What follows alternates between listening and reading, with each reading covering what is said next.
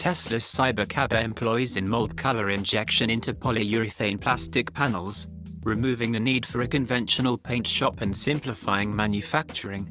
This approach delivers lightweight, glossy, repair-friendly body panels that reduce production time, costs, and complexity, suiting high-volume robotaxi operations.